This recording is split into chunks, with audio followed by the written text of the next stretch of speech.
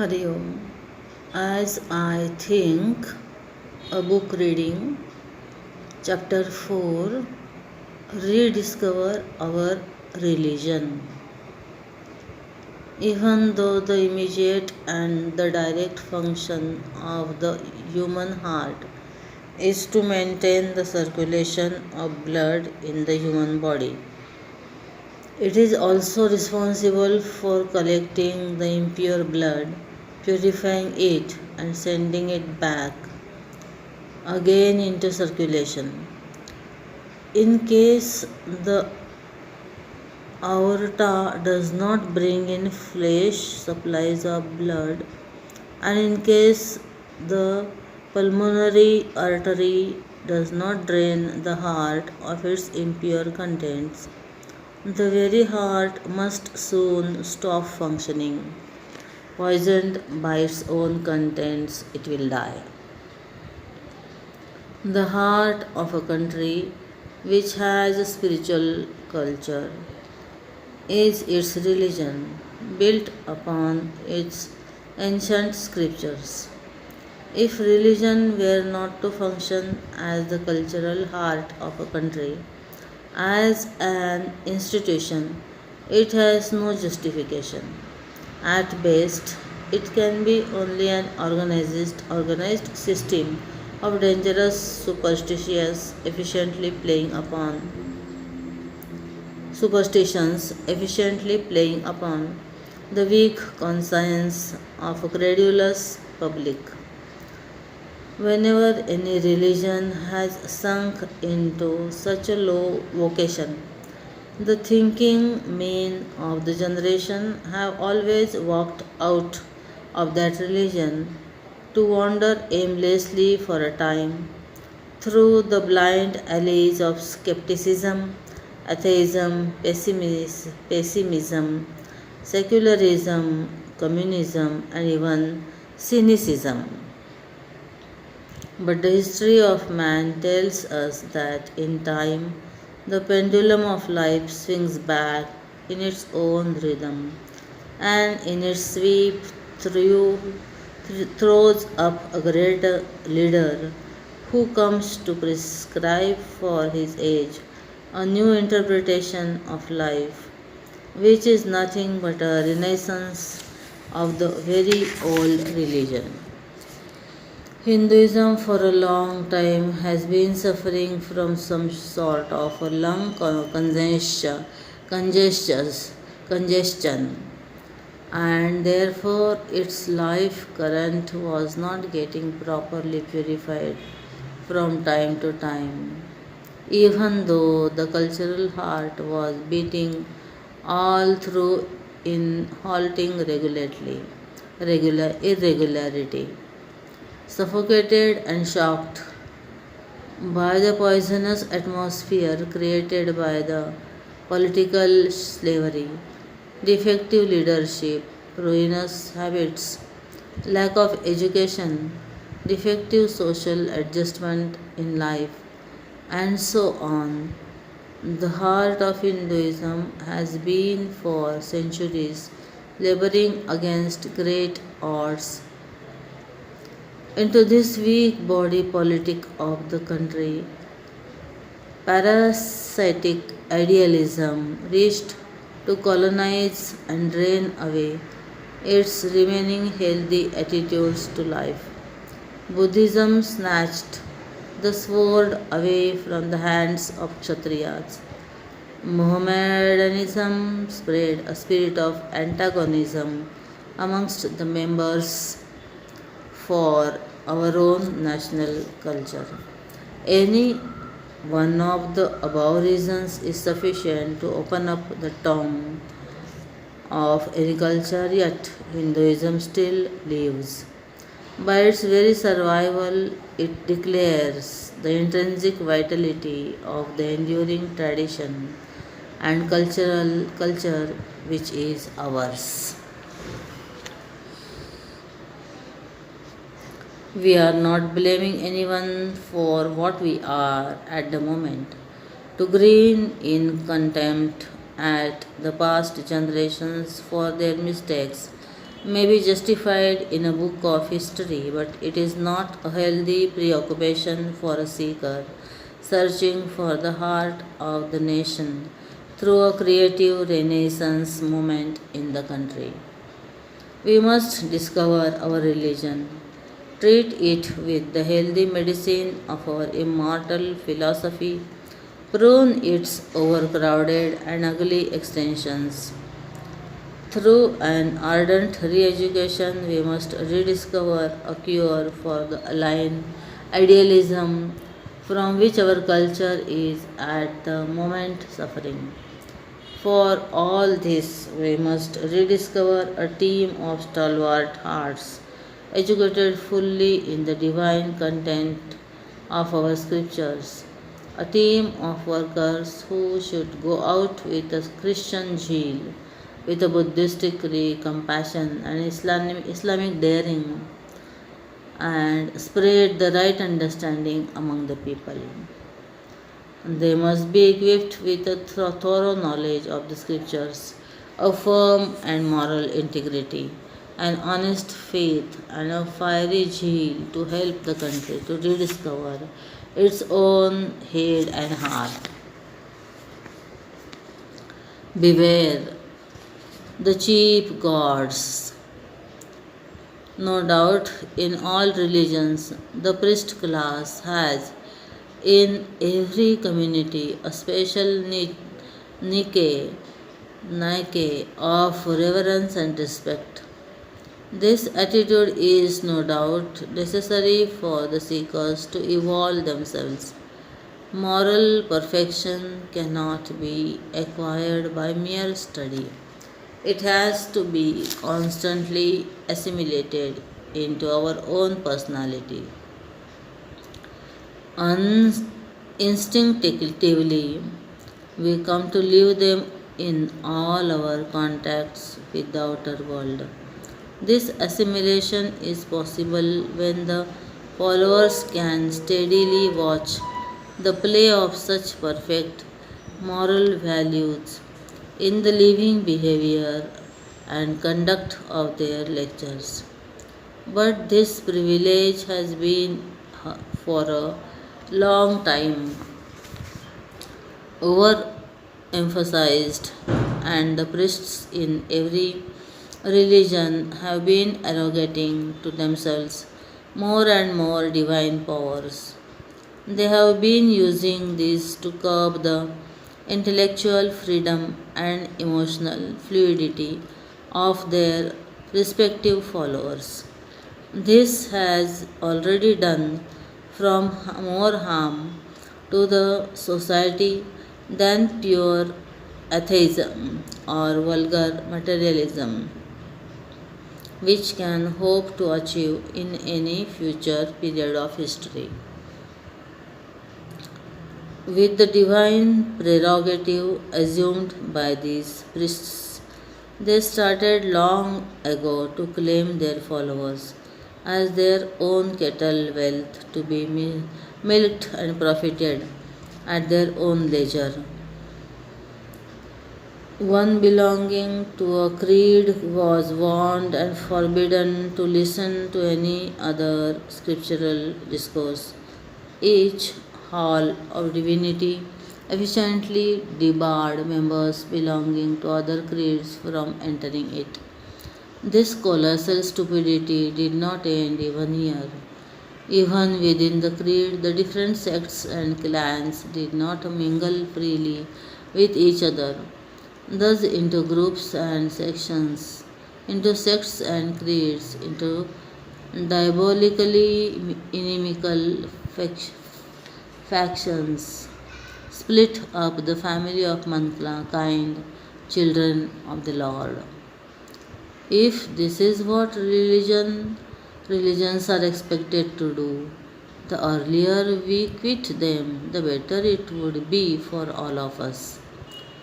It is this line of thought that is spreading atheism today among the educated young men. They are tired of these shackles. They fly away from religion to seek their freedom from such cradle tiredness. Among the various religions existing now in India, in Hinduism, the privileges of the priest class have soared to such a level of exaggerated stupidity that no thinking person can, even for a moment, brook such insults on human dignity. There is limit even for faith, especially so in these days of scant beliefs and acute intellectual questioning. During my recent tours, I happened to meet, maybe by sheer accident, three different individuals, each one of them claiming that he had seen God in his Guru. Nay, not that he saw the godly virtues in his teacher and accepted him as the nearest approximation to the perfect, but on the other hand, each one of the Gurus had shamelessly asserted, I am Bhagwan, the only God. This sort of screaming Gurudom has become a dangerous parasitic attack that sucks away the sacred joys of faith and reverence from the living body of our community in the community.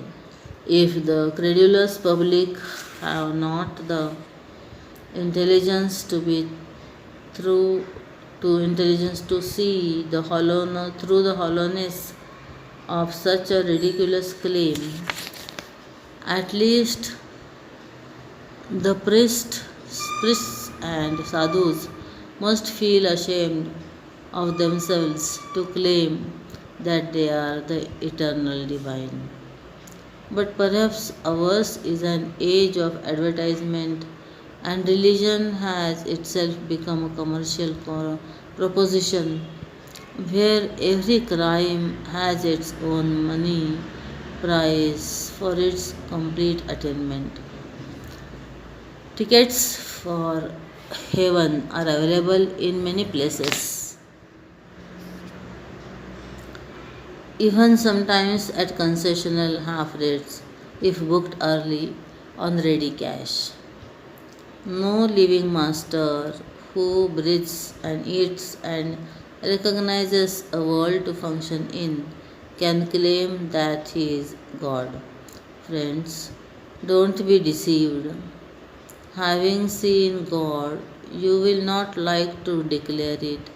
A salt doll went into the sea to measure its depth, and it could not come back to declare its discovery. The individual having had the God experience will not come to declare that the Almighty and the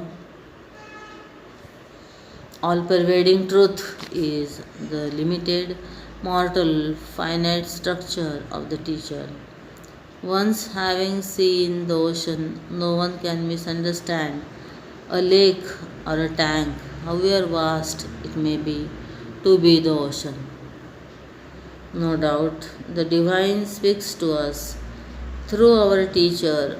The flute is not music, the teacher is not God, but a sincere seeker can experience the divine peace, the joyous ecstasy of love, the miraculous serenity of the divine, and the wondrous beauty of goodness through the teacher. If I see my beloved's beauty through a window of the opposite flat, no doubt the window is sacred to me because of the memories of the vision which it conjures up in my mind. But the window can never itself be my beloved, which ever be the window or the door through which I once got a glimpse of her. On revisiting it, I get thrilled not because of the window but because of the vision. Similarly, the teacher is sacred not because he is God but through him we gain a peep into the beauty of the infinite God, Lord. Apart from the honey it contains, a honey bottle has no sweetness of its own. Any fool wearing the garb of the priest cannot become a priest, or else the sacred robe, as it dries on the dhobi's washerman's line, must also be considered as a priest. It is not the cloth that makes one divine. The cloth may indicate the sacred goal of the wearer, but it is the perfection of the man, more moral, ethical, and spiritual, that makes him deserve all our deep respect and our total reverence. We must learn to stop all such confusions in our mind. Mistake not the container for the contents. All khadi caps do not adorn a head truly glowing with the spirit of freedom. All sacred robes do not conceal a heart gurgling into gurgling with love divine. Some magic shown, some eloquence exhibited, some memorized verses chanted, or some exaggerated claims made. This cannot create a divine out of the essentially base and brutal. The shameless way in which smart magicians, eloquent speakers, and students of memory are today parading in our country, claiming themselves to be incarnations, is in itself a sad commentary upon our intelligence.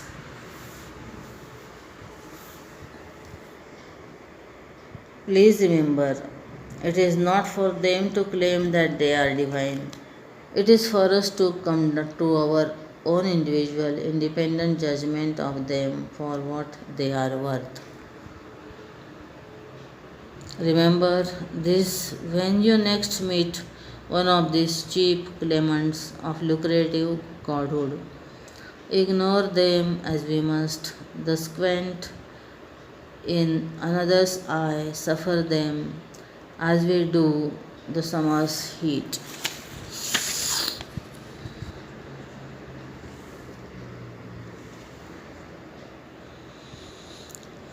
Chapter 6. Our generation, the modern. In these hectic days of all tall talking, slogan hurling, and empty endeavor, the seemingly intellectual era very urgently needs some kind of self education in independent thinking and in the fundamental values of true living. Or else our generation, in its blind hurry, dissipating aims and thoughtless activities, might soon bump the world down a precipice into some tragic catastrophe. This can be said, no doubt, of all countries to be of the world, but it is more truly so in the modern history of our own nation.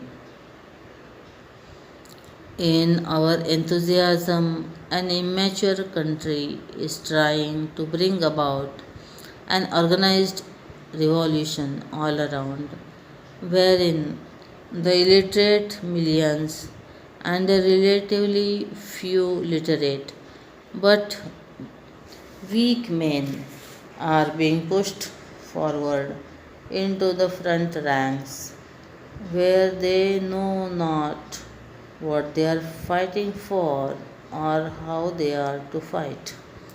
Such a colossal fight at all levels for a Renaissance life cannot be brought about until the people of the country are educated sufficiently to feel the inspiration for the rebuilding of their country.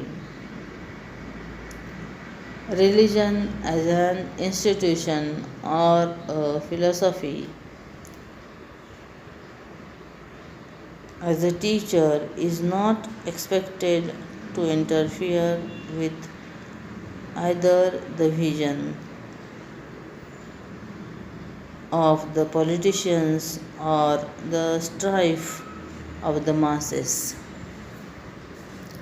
At the same time, neither the priests nor the philosopher can be totally excused if they live completely blind in the stupidities around and do not reflect upon them.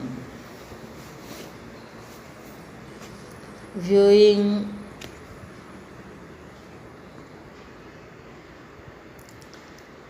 the whole problem of man in one quiet, sweeping gaze, any serene intellect, if unclouded by prejudices, can easily perceive that the world is putting its cart before its horse without recreating man's personality. The creation of a healthy society of men cannot ever be dreamt of. Men, in their mutual relationship, create the composite web of society. If the texture of the thread used is low, the cloth woven would certainly be coarse. As the raw material, so the polish of the final product. If individual men are personally demonic, demonic, demonic, demonic, mentally shattered and intellectually confused, out of them in their maladjusted interrelationship, an unhealthy and self destructive crowd alone can arise. Never can we hope to meet therein a well balanced, healthy society, ever aspiring to grow towards a prosperous and peaceful life. Religion as an institution, serving society through a healthy and wise priest class, accomplished this essential education of the individual members of the society once upon a time. That was the golden era of the world, when the benefits of a healthy view of life lived honestly had amply rewarded the communities, even though they had not the modern scientific knowledge and its comforts or luxuries. In those days, we can say they were a cruder generation and they lived perhaps a cruder life, but they were certainly more cheerful and more happy, less disturbed and less restless. We may boast ourselves to be a more civilized people living in a more beautiful world of greater comforts and joy, but the nobler men of the day live in the modern improved world, weeping in their neurotic sorrows, inexpressible agitations, and voiceless fears. To realize this condition of the modern man is the modern world in the modern world is indeed a disheartening reflection, and many are the intelligent men who have turned cynical in their attitudes, sans courage, sans faith. The corruptions, immoralities, cruelties, and the general heartlessness of this age are the symptoms of this benumbing influence on the educated class. This is a time when all the true saints and priests who have the necessary sense of detachment to stand apart from the mad crowd and their sweltering sorrows must place must plan out a path of redemption for the misguided, suffering humanity. Today, man needs more than his food, clothing, or shelter, a trust where a truer way of life based upon a better understanding of the ultimate purpose of life. Where this knowledge is not available, even though significant there is sufficient progress material progress, we watch across the Atlantic and even the Pacific Oceans. The incidence of mental illness is mounting up. In the recent view, it is estimated that 7% of the American population are today suffering from mental diseases, while relatively in our own poverty stricken nation, the percentage of people suffering from similar illness is only 2%. Now that we are very religious, and yet even the confirmed atheist in India unconsciously lived some religious and philosophical values of life. It is time that philosophy and religion walked out of our libraries and temples to serve the age. Even in this age, there are very many unhealthy trends today. The confusions of the era seem to have contaminated even the viewpoint of the various religious followers. Sometimes one is surprised to see more fanaticism, competition, jealousies, and rivalries between the champions of the different religions than among the leaders of the nation, of or proprietaries of firms, or even among the members of the community.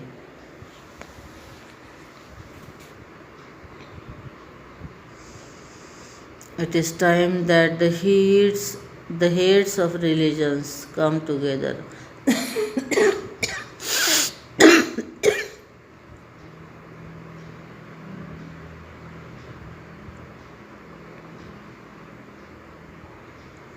into a better understanding among themselves and put their heads together to evolve a common minimum standard of right living at all levels of life and come to preach it constantly in the years of the age. Flimsy attempts at bringing the panditas of various religions on the same platform are being undertaken in the country today, but certainly they are too ineffectual in bringing about any solid succor or hope to the world. Conferences of various religions and socio religious organizations are held very often,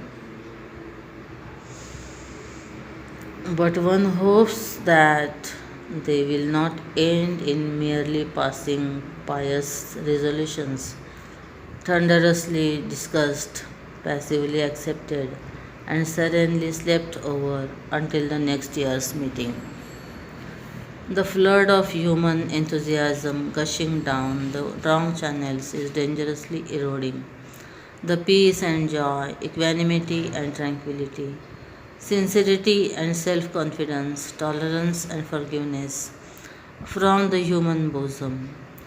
We had, as an item of the spiritual festival conducted at Hyderabad, made a similar attempt in bringing some well known Panditas of Hinduism, Christianity, Islam, and so on the same platform. Even though the function went off very well, the turnover of its benefits was almost nil. Unless the very champions of the various religions themselves are convinced of the glory of their religions, and unless such convinced saints and sages have ample compassion for the despairing world, such conferences cannot be of much benefit to the ordinary folk. No doubt, there is in true religion a specific cure of all the sufferings of man in the world, but unless they are explained exhaustively and brought within the intellectual appreciation of the people, and unless the masses are encouraged from time to time to live these healthier values constantly for some length of time, religions and their glory will all soon be mere echoes from the putrefied dead past. Hari Om.